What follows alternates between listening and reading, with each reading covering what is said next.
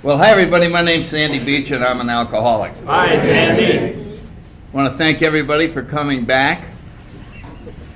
And if you haven't been here before, what we're doing is talking about AA, trying to tell some stories about its history and share some thoughts from somebody who's been around a long time about what maybe this spirituality looks like from this end of the swamp. And if it's helpful, that's wonderful. If not, then don't buy the CDs. And Chris will remain a pauper. And as I said earlier, this is not a step class or a lecture or a workshop. It's just some ideas about everything.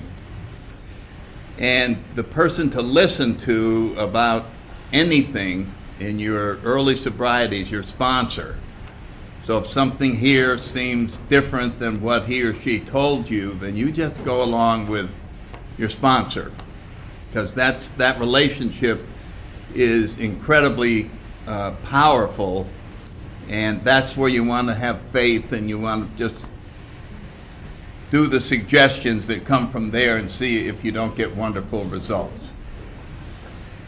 Anyway, I think we left off last week in telling the story of AA getting started with Bill having visited Dr. Bob out in Akron, Ohio, and how this great social program was started by two people from Vermont, which is just the most wonderful irony in the world.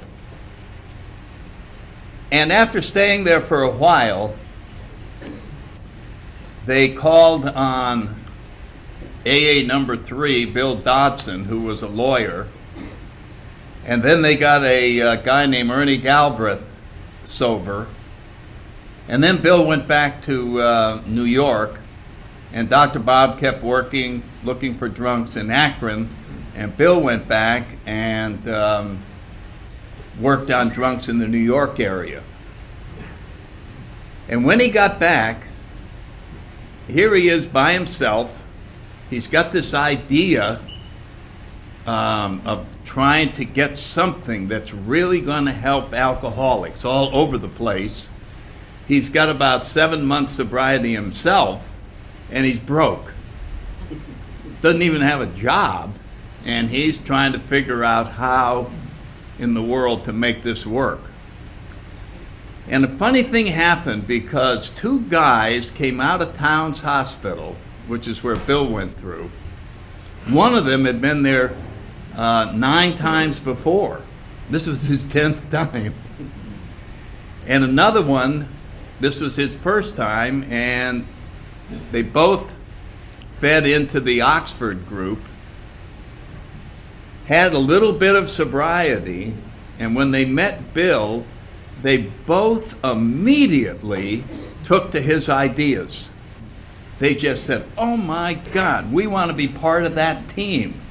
So I think it was very important that Bill run into Fitz Mayo and Hank Parkhurst.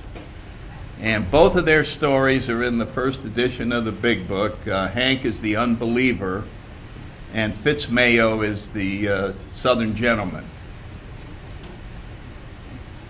And Fitz's father was a minister in Virginia, and he was more of the intellectual type and liked to think about things, and made a nice addition in Bill getting perspective on things. Whereas Hank Parkhurst was a bull, a hard-charging salesman. He managed people. He was in charge. He used to be a football player. And he just was, let's go. In other words, you just didn't sit down and discuss the strategy. You just went full speed ahead, which was a nice combination to have at this stage of the game. Fitz eventually, I mean, this is, we talk now about, somebody only has 2 years do we want him to lead the meeting? Or it's, well, he only has 2 years, and maybe he shouldn't speak yet at an open meeting. So with a little under 2 years, Fitz went and started AA in Washington, D.C., and it became incredibly successful. They had all kinds of meetings there by 1940. And he remained a constant supporter of AA activity. He would go to Akron and come to New York whenever he was needed to review the big book, to do whatever was necessary. But Bill's real partner was Hank Parkhurst. This was the guy that got things going. And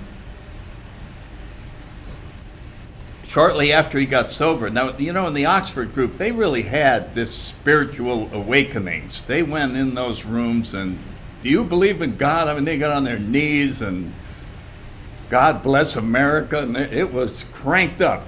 And we got up and testified, and so he was really fired up about sobriety. And he had a convertible car that he drove Bill and Fitz around in. And they were driving down Park Avenue one night, and Bill looked over, and he was standing up while he was driving.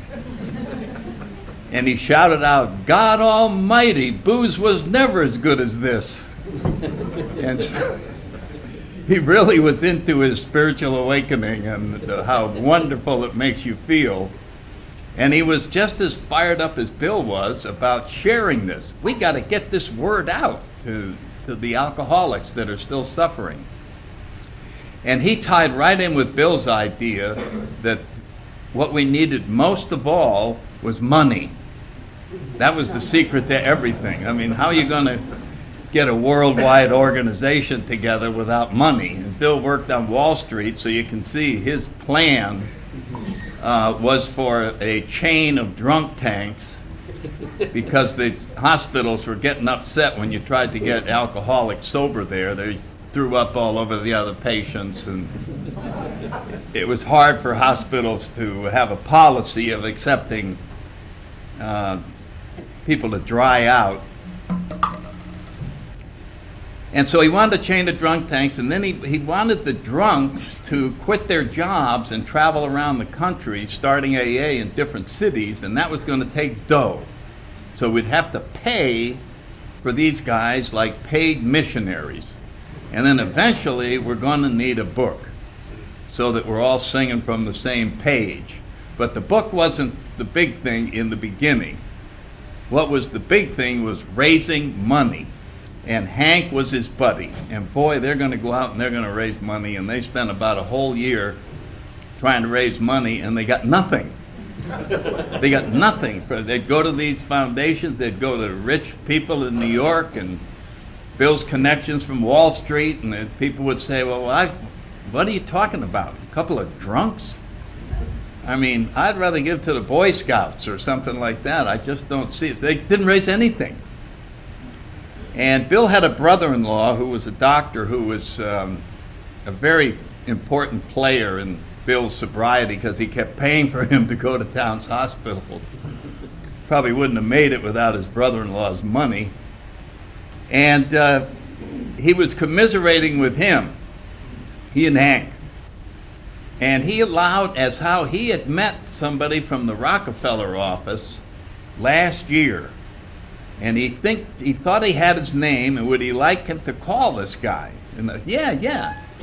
So he called him up, and it turned out to be Rockefeller's personal secretary, the guy who made all the decisions on what went in front of John Rockefeller to look at the Rockefeller Foundation, and his name was Willard Richardson.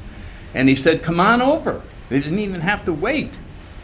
So Bill's on the elevator in the Rockefeller Center, or wherever the headquarters was, and he gets out on Rockefeller's floor. So he's going, the dough is near. We are close to the jackpot. And the two of them started telling him about this thing where they're using spiritual principles to help drunks get sober, and we got about 15 of us that are really doing well in Akron and here. And Richardson, who looked at a lot of worthy causes, thought this one was a real winner and Rockefeller would love it.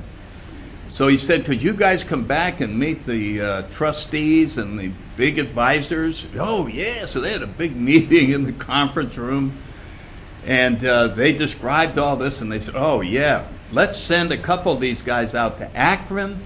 They can do a written report for Mr. Rockefeller. So they went out and they taught Dr. Bob. They went to the hospital, and they saw the work that was being done. They typed up this report and gave it to Mr. Rockefeller, and they waited and waited, and then Willard Richardson was called in, and Rockefeller said, this looks like a very wonderful thing. I don't know when I've ever been moved by something like this, but I think money will spoil it. Now, I'll be willing to donate a few dollars so these guys don't get their homes foreclosed, and this Mr. Wilson and Dr. Smith can have $30 a month so that they can hang in there. But I honestly think large amounts of money would be a big mistake. Which didn't set well with Hank and Bill. But it turns out it was God's plan that we don't get money in here, because it really would screw it all up, and there wasn't any coming. And so they formed an alcoholic foundation because Bill decided, in spite of what Rockefeller said, they got to raise money. And the way to raise it is to have a foundation, and they got some of the people from the Rockefeller Foundation to be on the board. And it was called the Alcoholic Foundation, and it was to raise money. So now they went out with the Alcoholic Foundation, and they're going here and going there, and they're going nowhere. Now, in order to raise money, Bill had written 2 chapters that ended up in our big book. And it was A Vision for You and Bill's Story. And he used these 2 chapters when he was hitting up people for dough. He would leave that with him. He had multi-lith copies, and he would go in there and go, well, we got this organization. Here, read this. Read about what's going to be happening. And even after they read them, they didn't make any, nobody gave any money. But somebody that Bill knew said, why don't you take those 2 chapters down to Harper's Publishing and talk to the religious editor down there. See what he thinks. And so they took it down there, and the religious editor said, this is very good. We'd like to publish a book like this. Do you think you can finish this book? Bill said, of course, I have it done very soon. And they offered him $1,500 as an advance. And boy, did that sound good. This is, back in 1938, and that's a lot of money. And when you're broke, it's really a lot of money. But Hank Parkhurst talked Bill out of it. We don't want them having the profits off of this book. So we want to keep this for ourselves. We can form our own publishing company, and then we'll make all the money. I mean, they were both, and Bill kind of went, yeah, that is a good idea. We'll make the money. And of course, nobody, it's so hard to publish a book or to get anything like this started, but with those 2 power drivers, they're ready to go. So Hank goes in and gets some stock certificates and a blank letter of incorporation. They never did get it incorporated for a couple years, but he wrote out stock certificates in the Works Publishing Company, par value $25. You could make payments over 5 months of $5 a month. And they went to the AA meeting selling the stock certificates to the drunks. Well, they weren't AA meetings. They were the Oxford meetings plus the alcohol squad that met at Bill's house. And they also met in a restaurant after meeting. So there was the meeting after the meeting, even when it was the Oxford. And the drunk said, you want us to buy stock in a book that ain't written yet? I don't think so. So they knew they had to get something, and Hank and Bill went up to Pleasantville, where the Reader's Digest was headquartered, and they talked to one of the editors there, and they told him about this book and this organization, and the editor said, "My God, that's exactly what Reader's Digest loves. We love doing human interest stories, and yes, I think we'd be very interested in this." And Hank said, "And you'll mention the book?" And he said, "Yes, yeah, we'll mention the book. You call me when the book is finished, and we'll get ready to go." Well, now they went back to the Oxford drunks, and they said, "Boys, we've done some checking here. We checked with the printer, and they can print one of these books for 35 cents. And we're going to sell them for $3.50, 1,000% profit. We've gone up to Reader's Digest. They're going to run a story about this book as soon as it's finished, and they have 12 million readers. So here's your chance, boys. These books are going to go out in carload lots. You are going to get rich." Well, they sold a few here and a few there, and Charlie Towns from Towns Hospital dropped in a couple $1,000. And slowly the book project is moving along. And it got quite a bit along, and so they had to hand out the chapters to write. That all the writing was now going on. And authorship of the chapters is debated. You can look at different history books as to who wrote what. But clearly Bill wrote a great deal of it. Hank Parkhurst wrote the chapter to the employer, which when you look at the beginning of that, he talks about being an executive in a large corporation with 6,600 employees, and that was his job with Standard Oil. And also, Bill and Hank edited the stories of the 12 stories from the New York people, much to their resentment. Because they didn't check with them about changing the stories. They just changed them. Make them sound better in the book. And out in Akron, they had a newspaper man that edited the stories out there. So they ended up getting the stories together. They're getting all this, and they've got a pretty good draft, and they put it together. They had a heck of a falling out over the how it works. Bill hated to write that chapter. He said, "Oh my God, I don't want to do that," because there was enough controversy over everything else. But he finally was sitting there looking at the 6 tenets of the Oxford group, which is basically what they were using. And he started thinking that the drunks were sneaking through the loopholes in those 12 tenets. So he started with a legal pad and a pencil to close the loopholes, and so the drunks couldn't wiggle out. And when he got through, he felt very spiritually wonderful, because it ended up 12.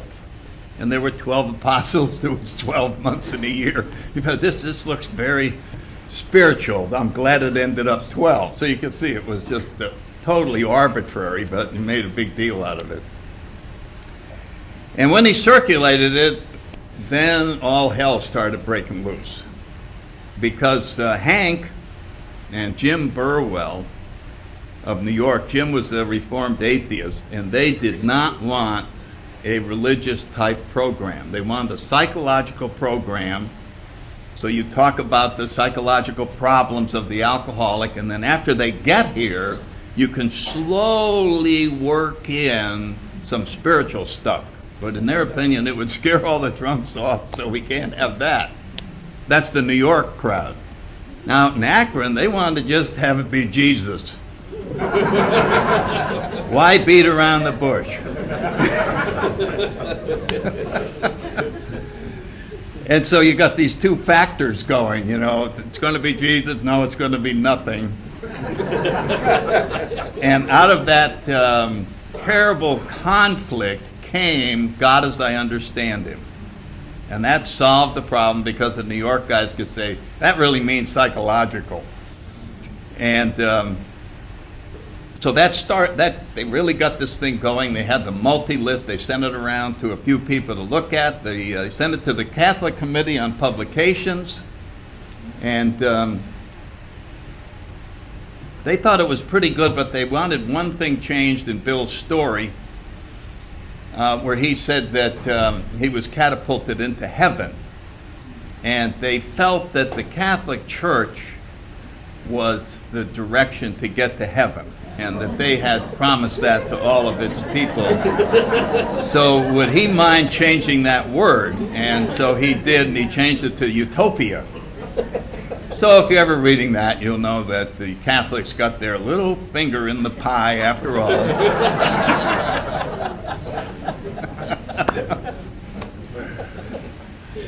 And so they're all set now, so they go back to Reader's Digest, and they go in there and they go, Mr. Blackwell, we're ready to shoot. And he said, shoot what?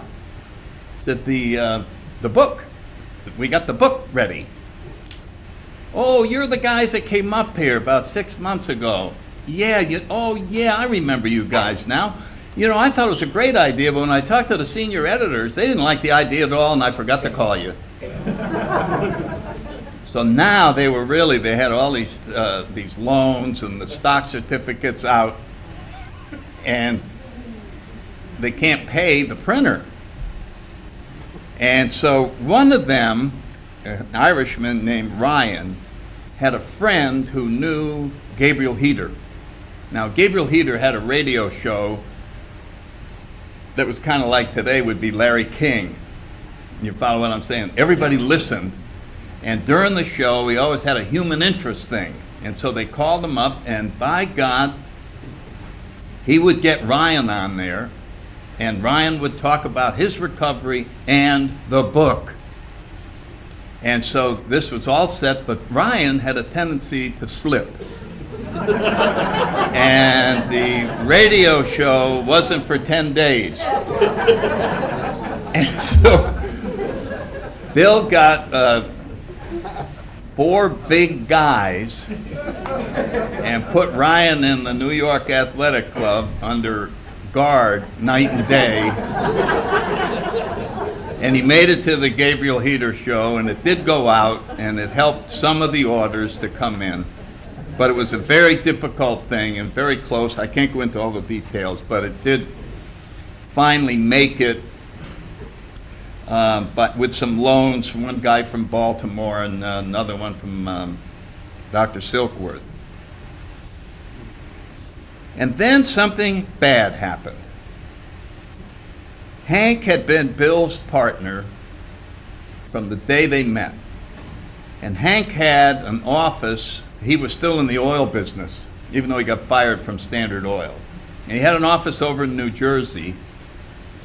And he and Bill came up with this idea of forming a co-op so that the northern New Jersey gasoline dealers could buy at great quantity and save money. And it was called the Honor Dealers. And the funny thing was that the secretary that Hank had name was Ruth Hauk. And when Bill came over working on this, it wasn't long before all Ruth saw were drunks coming in there to get sobered up. And there wasn't any oil business going on. And then when they got the idea for the book, guess who typed our big book? Ruth Hauk. Typing it, Bill would dictate and she would type, and then he'd come back with corrections and she'd retype it.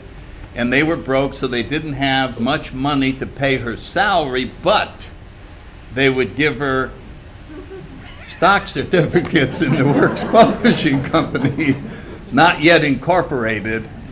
Here's another stock certificate, Ruth. Go ahead and keep typing. This is going to be worth a lot of money someday. So you can see everything is just hanging in the balance. Hank was going through troubles with his wife, and it got worse and worse. In the middle of that, he took a liking to Ruth, And the two of them started dating a little bit. And then Hank's wife sued him for divorce, sued him for everything that he had, called him a lot of bad names, and he came in feeling terrible and told Ruth he really wanted to marry her. And Ruth said, "No, I can't do that. I want to keep working on this book project." And that really irked Hank, that his buddy Bill was taking his girlfriend away from him to work on the project. And he did what any good alcoholic would do in a situation like that. He got drunk at Bill for this outrageous conduct, and it caused a lot of serious problems for Alcoholics Anonymous. He got drunk. He would come in the office and threaten people. They eventually wanted to move the office into New York, where Bill was, and without checking with him, they did move it. The furniture was his, and now it was in New York. And Bill had decided that there was enough money to buy back all the shares in the Works Publishing Company, which would give the big book to Alcoholics Anonymous. And it wouldn't be to any shareholders or anything like that, except for Hank's shares. And so Hank came in drunk and upset, saw the furniture, and accused Bill of stealing it. So Bill said, "Well, listen, why don't I give you $200 for that furniture and you hand over the stocks?" And Hank was desperate, so he handed him over. And then he went out to Cleveland to get a little sympathy from his brother-in-law, Clarence Snyder. Now, Clarence was Mr. AA in Cleveland, and I'm going to tell you some stories about Clarence at another time, probably next week. But he was really amazing. But he didn't like the idea of a centralized AA, and he didn't like Bill Wilson getting all the publicity. Oh, Bill Wilson, Bill Wilson, Bill Wilson. You know, it's like, jeez. Because Clarence had started the first intergroup, he had done the first pamphlets, he had written stuff on everything, and he was really an amazing 12-stepper and one of the great contributors to our program. But he also was sympathetic to Hank. And he listened to Hank's version, how he got cheated out of the money that was coming from the big book, and then Hank said, "Now Dr. Bob and Bill are going to get rich. And besides that, I know they're doing something with the Rockefellers. I think Rockefeller secretly gave them $64,000. You ever wonder why Dr. Bob wrote Gossip? Has to be. You have to watch that in his last talk. Gossip did a lot of damage right here. And so, as a matter of fact, Dr. Silkworth took a look at Hank Parkhurst and told Bill that he thought he was getting paranoid and that he might be dangerous. So it was that type of a situation. He caused so much trouble out there because Hank took his cause and went to all the Cleveland groups and said, "My friend tells me what's going on in New York, and they're making a lot of money, they've got to deal with," I mean, they just repeated a lot of things that really weren't true.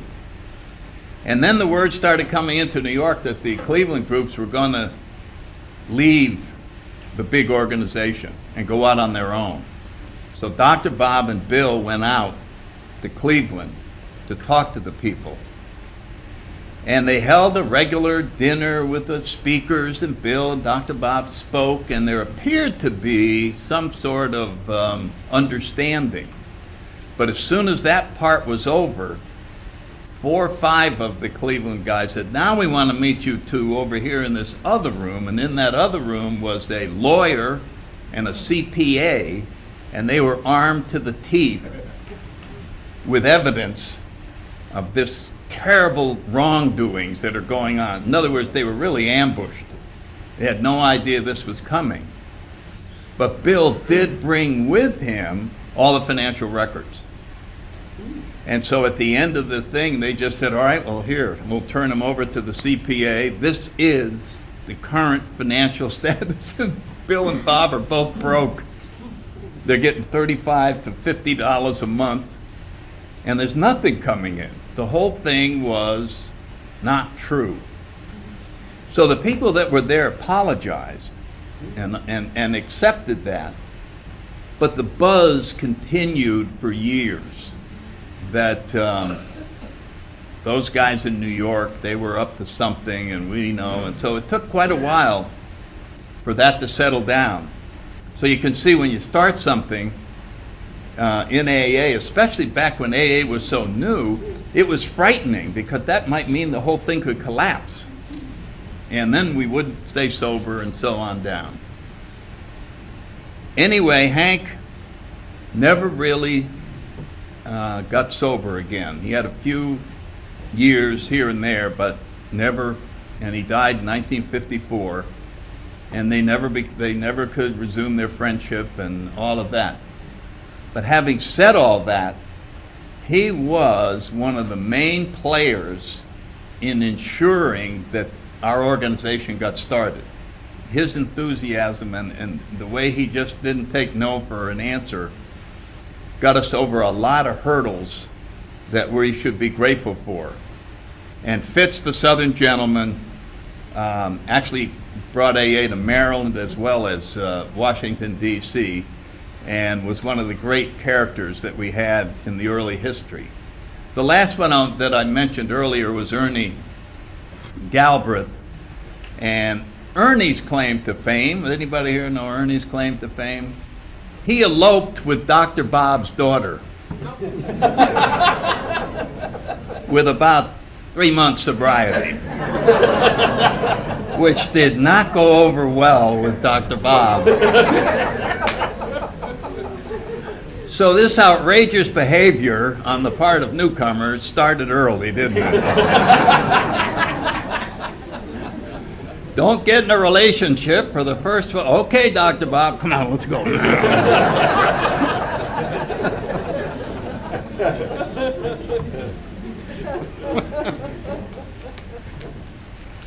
So anyway, that's where we'll leave it off in our little drama about the unfolding of the AA story. And there are so many stories that we could add in here, but I want to save time to get back on the spiritual path with these principles. And I think I mentioned, if I didn't, I'm going to mention it now, that sometimes it's helpful to jump all the way to the last step. It's like reading the ending of a book, and then you go back and read the rest of it. And the reason that's interesting is because the last step tells us what the point of the other steps are. So if you know that ahead of time, then you can see, well, what is this all about? And the last step says, having had a spiritual awakening as the result of these steps. One result is all that's talked about. You get a spiritual awakening as the result of these steps. We tried to carry the message to alcoholics. What message? How to have a spiritual awakening. It's very important to know that's the message that we're passing on. Not just how to stay sober, but how to transform yourself so that sobriety is fun and that the world looks different. And so that's the point of the whole thing. So as we go back to the beginning, we can see that we're taking a series of actions that is going to cause this to happen. And I don't know if I mentioned last time Dr. Young's quote about religion. Did I mention that? Oh, okay. The primary job of religion was to keep the people away from direct contact with God. And AA is just the opposite. The point here is to have your own personal experience. And so we talked about surrendering, and it has to be 100% or nothing else will happen. And then we talked about the debate process of slowly allowing ourselves to say maybe to the idea that there's a higher power, and to really get honest and tell ourselves we never did give spirituality a fair shake. We laughed at it, we gave it lip service, but we never really did give this thing a fair trial. And so we're in a situation where unless this works, we're probably going to die, so why not give it a shot?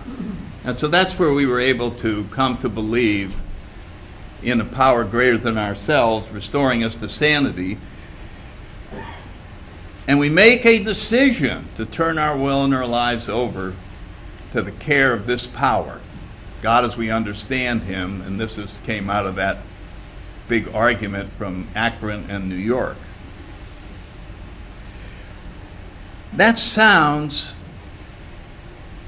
almost impossible. I see, I'm going to turn my life over to something that I don't even know if it exists. I am going to turn my life, jeez. That just sounds too mysterious. It sounds too far out. Made a decision to turn my life over. Well, let's take a look at our lives today prior to doing that. We're running our own lives. We're not turning it over to anything. We are the final arbiter of every single thing that we do. Nobody tells me what to do. I decide. I am the one who makes all the decisions about my life. And if you have the type of sponsor I have, he says, "Hey, how's it going?" And if you're honest, you go, "Not good." Now there's a beginning. There's a beginning. My sponsor said, if we could get you to stop doing it, we would remove the management of your life from an idiot. And so, if we can't believe in anything else, we could believe that if I stop running it, it's probably going to improve. Self-centeredness. Bill just goes into that in the big book. Self-centeredness, the root of our problems. Self-centeredness, selfishness. We step on people's feet. We're in constant conflict with everybody around us. Selfishness, self-centeredness. They say it enough and finally you go, okay, I'll go along with that. All right, I am self-centered. I've known it for a long time, but I've never admitted it. And all self-centered people make the following statement once they admit they're self-centered. I'm going to do something about that. I'm going to damn well do something about being self-centered. Oh, good. What are you actually going to do? Well, I'm going to focus on not being self-centered. I see you are going to sit there and focus on not being the center. Yes. Well, when you look at it, you go, that's impossible. I'm still the center of becoming unself-centered. It's just a joke to think that I can become unself-centered. So the only answer, possibly, is to find something else to be the center. And in the beginning, it's liable to be our sponsor. I'll make my sponsor the center of my life, and I'll let him or her make all the decisions for me, on my behalf. And generally under our breath, until I get my act together, and then I'll take it back. But we don't say that out loud. So we're making a little concession in this direction. You can see that. And then we go, well, yeah. With respect to alcohol, it makes sense. This AA program, they know a lot more about alcohol, so I'm going to take this little alcohol chunk and turn that over. So there's a big step in the right direction. But with all other areas of my life, I think I'll still keep them. Because, and I always love this sentence, if I turn everything over, I will be the hole in the donut. I will be a non-entity. I will have nothing to do. Because right now, my full-time job is running my life.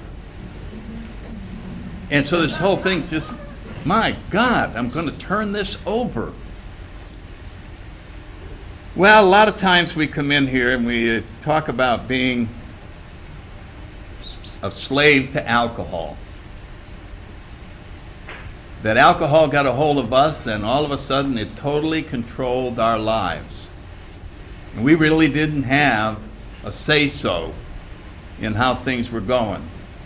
I wanted to not have a drink, but there was nothing I could do about it, and so I did, and then as soon as I drank, I didn't know what was going to happen. It was up to the alcohol. I might wake up in my own hometown, or I might be 2 states over. It was being directed by alcohol. And I desperately wanted my freedom back. We hear a lot about freedom in AA, and my choice back. Oh, my choice back and my freedom. And so when we get to AA, and we get free from alcohol, now we got what we asked for. Freedom. Now I can do anything I want. Let's see. What should I do? What would be best for me? Well, maybe this plan. So I try that, and people are in my way. They're blocking me. I can't get there. Maybe this would be a better plan. Turns out that freedom is not all it's cracked up to be. It's a big struggle. I'm free to do anything. All my choices are here. I'm standing right here. I can go 360 different directions. But I can't figure out which one is best for me. So right now I'm standing still. And so this is what we get back. And when we first get it, we go, I love it. I'm not trapped in there. I'm not a slave to alcohol anymore. And Bill goes on and goes, I wonder how independent we really are. Are we independent of our character defects? Are we making the decision, or is greed making the decision? Are we making the decision, or is pride making the decision? Am I making this decision freely, or is lust influencing me slightly in the decision that I make? Am I not, in fact, being jerked around by all my character defects, even when I'm sober? Am I in a constant state of frustration and anger, restless, irritable, discontent, sober? I'm being yanked around by all these forces. My life is a mess with all this freedom. What am I going to do about that? Now, the funny thing is, the highest pay grade in Alcoholics Anonymous is servant. And a servant is someone who willingly allows a power greater than ourselves to tell us what to do. A slave doesn't have any choice. They're forced to do the work whether they want to or not. And ironically, the jobs that a slave and a servant do sometimes look very much similar. Both of them are sweeping the floor. Both of them are picking up boxes in a supermarket, which a lot of us drunks, when we're new, that's what we're doing. Only the servant is happily doing it because it was their choice. It was their choice to give up their choice. So as Bill explores this in both the Big Book and the 12 and 12, he discusses how independent we really are. Maybe we just think we're independent. And we encounter the second spiritual paradox of our program. The first being that we win by giving up, that victory is achieved through surrender. And now we're going to find out that true independence is achieved by becoming dependent on a loving higher power. That the best possible life for me would be one that was guided by my own Creator, my own loving Creator, who knows way beyond me what's best for me. And so this step is the beginning of this process. And nothing gets turned over in the third step. I remember reading it and then going, okay, I got to get my life turned over. Turnover, okay, over. When you're new, you do really weird things. And so I always try to do these things in front of a mirror because I figured the facial expression was crucial in whether your life was turned over or not. So I'd get in front of a mirror. Okay, God, you got it. No, that's it. Okay, God, you got it. No, that's not. So no matter what I did, I didn't feel like anything happened. I mean, I was turning and turning and turning. Okay, God, you got it. Okay, God, take it. Okay, God, you got it. Got it. Go on, done. And there I am, still in charge. It didn't say that we got it turned over. It says we made a decision to turn our life over, which is like making a decision to get a college degree. There's still some work to do before we get the degree. And so something that is completely turned over is an awakening. So what that leaves us with is the rest of the steps, which is between us and our own Creator. And so as we leave this step and begin this journey, the whole journey will depend on how earnestly we are trying to turn our life over. And Bill makes an interesting comment in the 12 and 12 where he talks about willpower. It's the first time I think it shows up in the literature. And of course, if you have a sponsor like I do, he said there's no way you can stay sober on willpower. Don't even think about it. I mean, drunks just can't resist alcohol, so don't even think that this can be done by willpower. And then it turns out the only way to do it is through willpower. So that sounds like you're talking out of both sides of your mouth. Well, you can't directly achieve sobriety through your own willpower. But it takes willpower to go to meetings. It takes willpower to buy the big book and read it. It takes willpower to do the steps. I have to make this choice. And so Bill puts in the 12 and 12 that this is the proper use of the will to bring it in harmony with that of our higher power.